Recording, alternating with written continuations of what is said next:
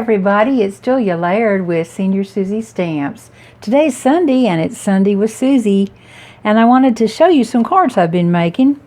Now, I saw this card on YouTube a month or so ago, maybe 2 months now, and I don't remember where I saw it. I looked through my history and I couldn't find it, but let's look at the card anyway, because I'm going to show you how to make this today off of a 8.5 by 11 piece of paper.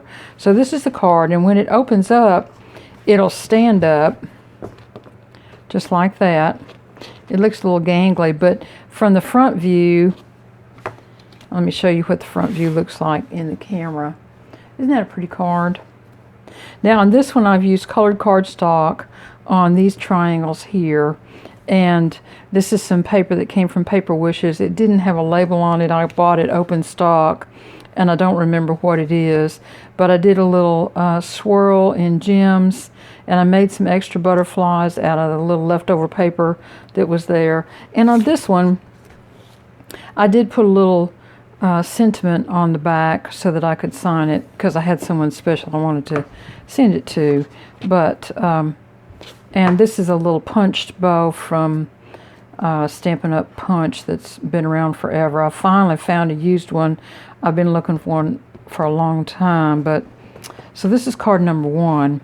And it is 6 by 6. Now let me show you how this card started, because when I saw the video on how to fold this, my little pea brain couldn't handle it. And I happened to see these die-cut card bases at paperwishes.com, and so I got a pack just so that I could figure out how to fold this card. And you'll notice that that's an 18-inch piece of paper. Well, few of us have that large a piece of paper available to us to fold. So let me show you how I fold this card out of an 8.5 by 11 piece of paper. Before we start that, I want to show you another example. I'll put this one away. And on this second example, I made an envelope, because these are large cards. They're impressive cards. And I just made a simple envelope. This is a 6-inch square envelope.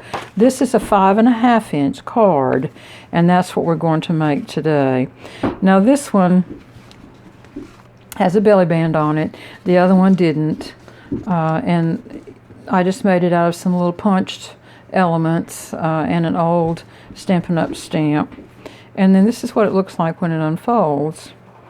You see, like that. And this is what if you were sitting looking at the card, this is what you'd see.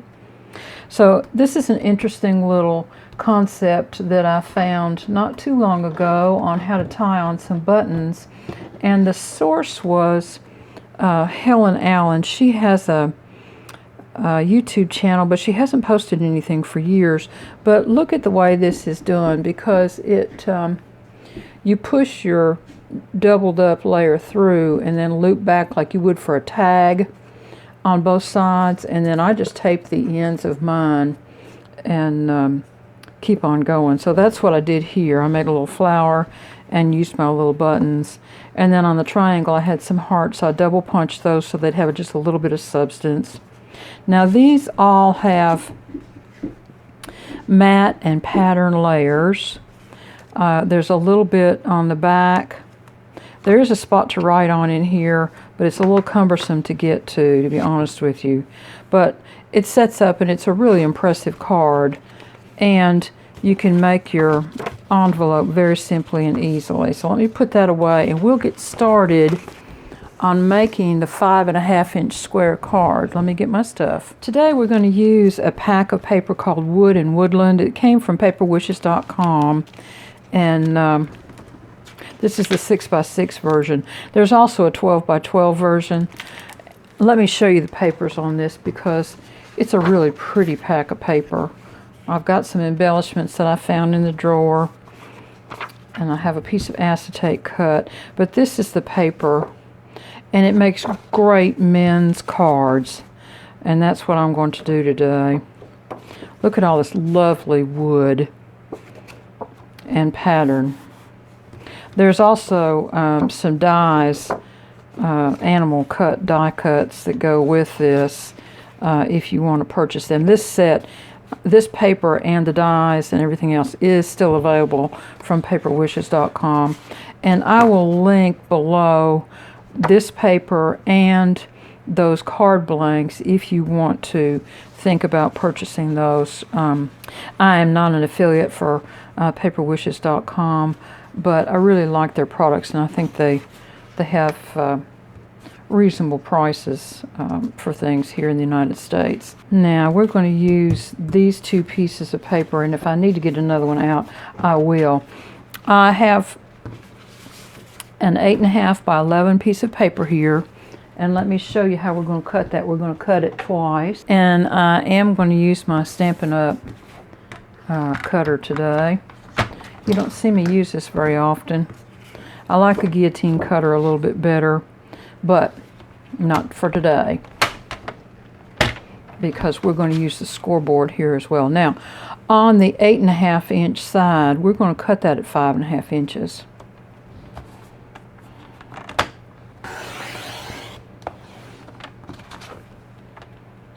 There's one cut. And then on this one, on the 11 inch side, we're going to cut that at 5.5 inches. And those are the only two cuts that you need to make this card. Now I will need my scoring blade in just a minute, so I'm going to leave that out for a second. And this is why I don't really like this style of cutter, because sometimes you have to go back in and trim the little hairies off. Even if it's a relatively new blade, sometimes the rag in the paper, it just makes it a little bit hairy. And you can do this with a piece of sandpaper just as well, and it doesn't hurt anything at all whatsoever. But it doesn't take but a second to come through with a little pair of scissors and even this out some. So give me just a sec. There we go. Now, on this page, the only thing we need to do is to put it back on and mark the 5.5 inch middle. And I'm just going to put a little tick mark with my pencil there and right there in the groove. And that's the only mark I'm going to need on that. So the first score we're going to do is at 2 3/4, and we're going to do that twice, once at each end. And get your cutting blade up out of the way, and then score this, and then flip it around and score it again at 2 3/4 inches.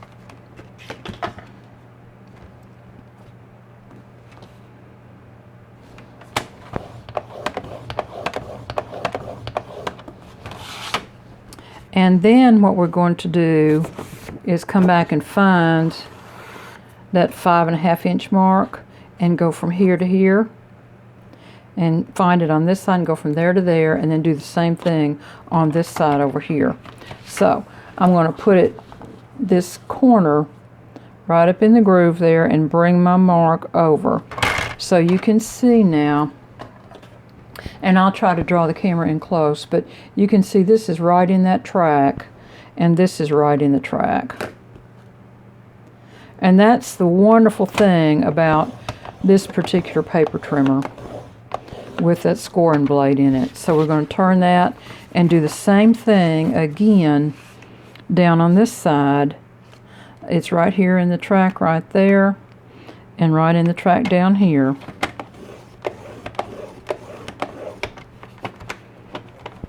And we're going to do the same thing on the other side. So now you can see I've got a score line and a big X. Well, I've got one score line here, so we're going to make that X now.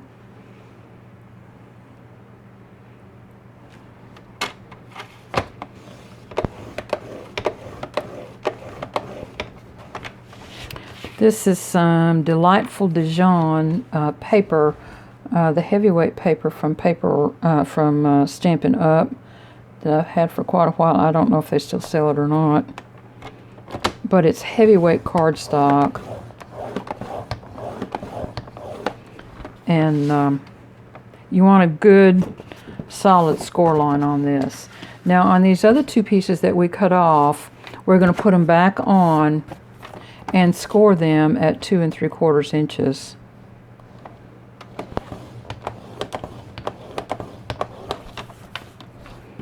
Both of them.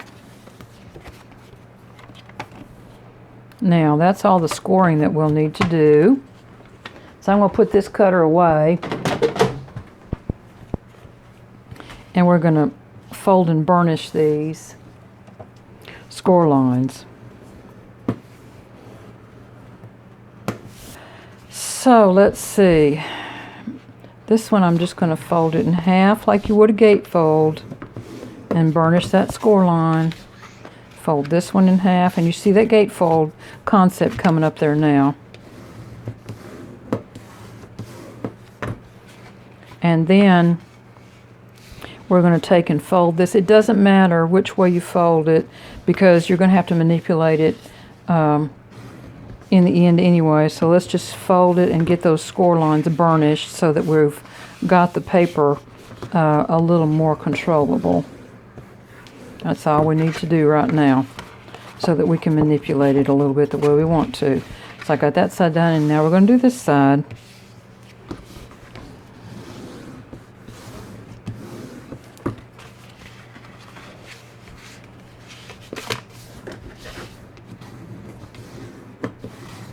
There we go.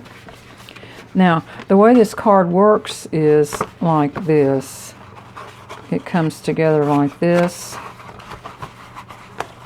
and then folds back.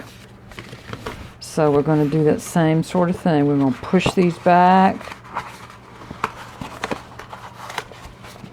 There. So basically what you have is a folded up square, and it looks like that. And that's where your starting point is for getting all those little folds in the right spot. You just take this little, where you score the 2 3/4 inch, and push it in like that, and then fold it back. And on these, what we'll want to do, I like to use glue, and I'm still using my little bottles over here that we started last week. And I don't think I've had any of them clog yet, which is kind of nice. So I'm going to put this in, and I'm going to put my seam on the front, because that will be, no, on this one I'm not going to put a matte layer down. So I'm going to put this on the back. And let's look at that again, because I told you wrong. I want you to put the glue on this side here, and don't go past where your fold line is. Don't go past where that fold line is. And then when you put your paper together, you just butt it up against it there and fold that down, and that will allow you then to come back and trim off this little bit, this right there, and right down here on this end also. And then if you need to, come back and put a little drop of glue somewhere, you can still do that. There. Okay. So now let's do it right, Julia. Oh, okay, we're going to put glue here, just right down this way. Right, like that. And then we're going to bring our little extension and push it over on top of that glue. And hold it for just a second to give it a little purchase there.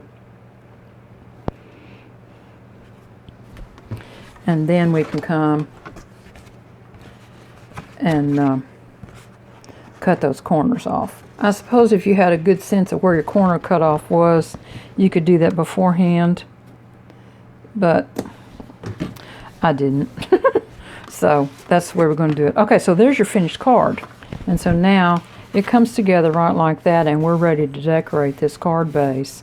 Now you can fold this with the addition on here and cut it out of one single piece of 8.5 by 11 paper, and it works very, very well that way. All you need to do is put that little seam on here. So now let me show you what I'm going to do on this, because when you're working off of a diagonal like that, first of all, these are the measurements, and you might want to take a screenshot of them.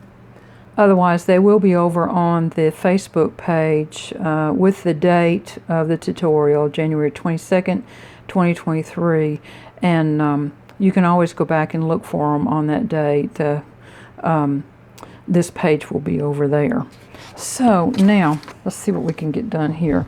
I have a piece of acetate here, and I know you probably can't see it very well, but it is cut to the focal 3 3/8 inch square size. And so what I want to do here is to determine where to cut this piece of paper, because I am cutting it on the diagonal in order to make that center focal piece. And we're not going to do the matte layers on this card because we made it out of colored cardstock. So now all I'm going to do is to hold it carefully, because you know this stuff is kind of slippery. And I'm just going to put a couple marks on there. And then I'm going to bring my cutter in and make that first cut. And again, this is where this particular style of cutter really shines, because you can see your pencil mark right there. It may take you just a second to find it. There it is. And all you're going to do is make that first cut. There we are. Now, the square is 3 3/8 inches square, so I'm going to put this at 3 3/8 inches and make my cut.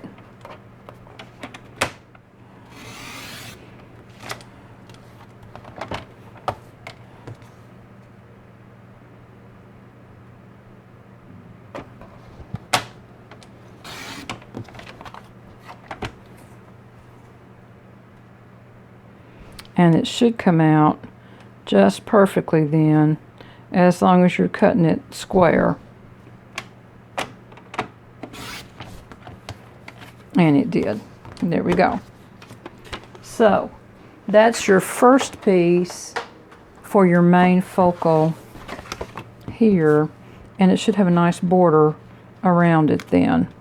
But you know what I'm thinking? I think I might like to have a darker border back around that. So let me get some brown paper. I got some brown paper, and this just came from Hobby Lobby. It has kind of a linen texture to it, and I have a piece that's small, so I'm going to start with this piece, and then we'll need some more of it again a little bit later. I'm going to cut this with the guillotine cutter, and we'll just see if that doesn't have a little more stand out off of that background. Now this matte layer is going to be 3 5/8 inches square.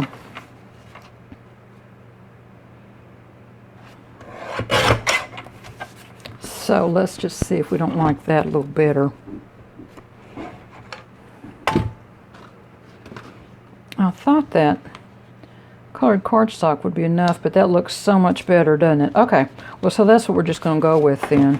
We'll do a brown matte layer and then the pattern for the areas that we're going to cover on this one. Now you remember on that card, both of those cards that I showed you, there was a different amount of layering material on those, and we'll look at that again in just a minute. But let's go ahead and get this card finished while we're working on it. Sometimes I like to do all of the little spots that can be covered, and sometimes I don't. And I think we'll leave these triangles here blank on this one, and just let the card, color of the card work for us on that. So we'll do these 2 triangles and these 2 panels here. So that will be a matte layer of 2.5 by 5 1/4, and I don't think I have enough here. No, it's not big enough, so this will go back in my little scrap pile over here, and I'll pull another sheet out, and I'm going to do 5 1/4. I'm only going to do the front two. Otherwise, you could do all 4 of them, and on the diagram, the tutorial directions, it says 4. I'm only going to do the 2 today. And they are 5 1/4 by 2.5.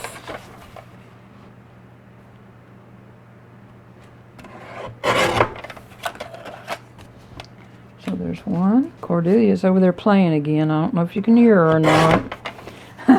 She's chasing something across the floor. Okay, so there's that one. And then we'll need to do this one here. So that is going to be another matte layer of 3 5/8, and we're going to cut it in half on the diagonal. And I'm going to pull this right over to the edge of my cutter so that I can cut right down the diagonal. There we go. And so those go in there like that. And that'll make a really nice, pretty card for us now. Okay, let me get some of this stuff put up, out of the way. And we'll figure out what kind of pattern we're going to use. I kind of like this one. And I'm hoping it won't be too busy. But the pattern layer is 2 1/4 by 5. I like this paper. Do you all like this paper? I think it's really pretty. And even the back of it, that's just really pretty. It just didn't work with this particular color scheme. I think this is going to make a really nice masculine birthday card. Now, let me pull that paper back in and see about something for the diagonals. These have patterned paper on the back, and they would work, but I'm not going to sacrifice the artwork just to grab some patterned paper off of this pack. So I think I will use the top portion of this, and we're going to cut a piece that is, or that's 3 1/4 inches square, and then we're going to cut it right down the middle on the diagonal. There we go. I would like to put a little bit of the Delightful Dijon color in there, and I believe that this little fine blender brush is going to be the way to go on that. Now, those of you who've watched this channel for a while realize that I buy a lot of used materials, and this is a used stamp pad that had More Mustard in it. Well, More Mustard is really close to Delightful Dijon, and I couldn't get an ink refill for this, but I could get Delightful Dijon ink refill. And so I have put some Delightful Dijon ink in on top of this, and I believe it's going to be fine. Now, fortunately, I have another one of these little owls in there, and so if it doesn't work right the way I want it to, then I've got a backup plan. So I'm just thinking that maybe a little color in here for him, just to kind of build him up to the same color ratio that brings it a little bit closer into that paper. I believe that will help with this just a little bit. It'll soften that stark white down, even though there's plenty of that there. I just want to have a little softer image here. These little fine blender brushes are really handy to have when you're doing a small little job like this.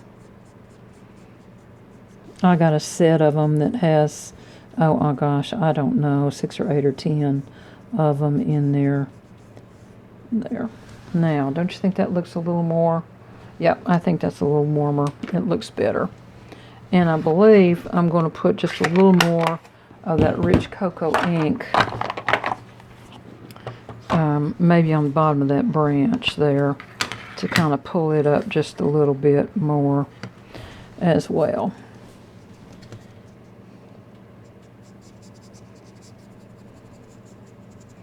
Give it just a little more dimension, like it's sitting out in front of that image there.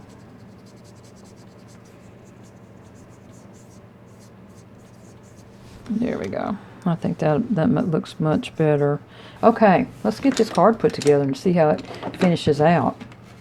And all I'm going to do is to put these on with an even border all the way around. I've planned for a 1/4 inch border on these. And so that's what you'll get if you follow the measurements. I like that combination. I hope you all do too. Now on these triangular pieces, this is what I want you to do. I want you to put you a little drop of glue on the very tips of these triangles, because that's where you're going to have a problem with peel back, and you don't want that.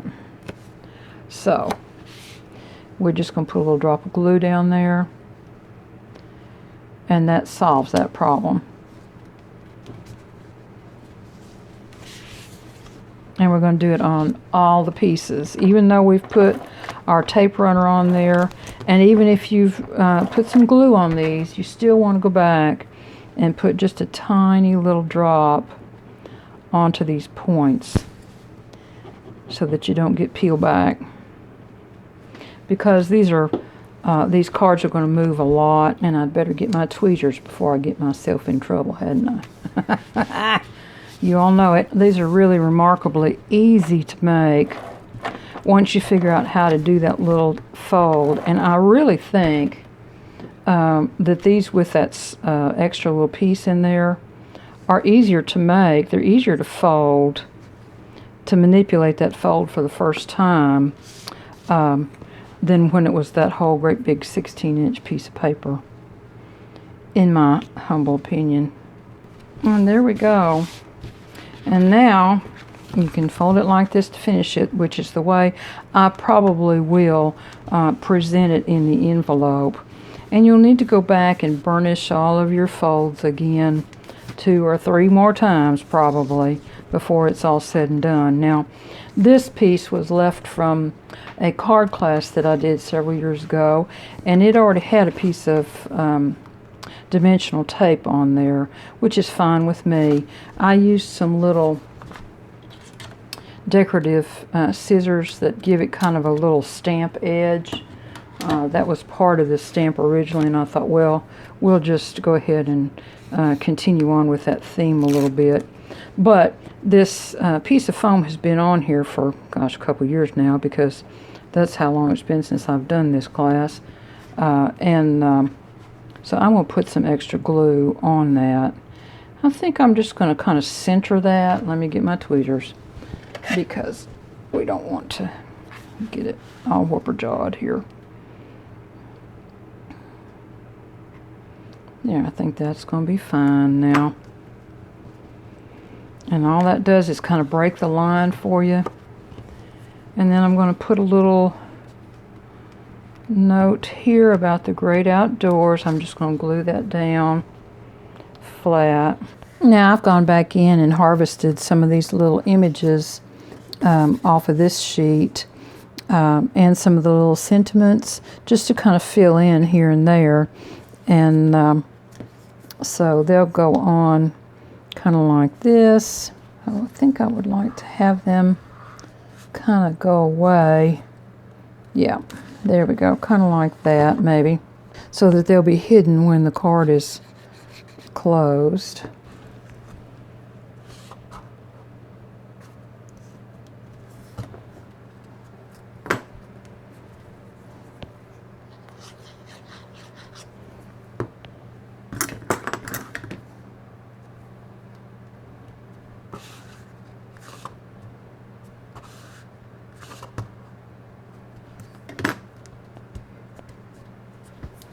There we go. I think I'll do the deer on this side.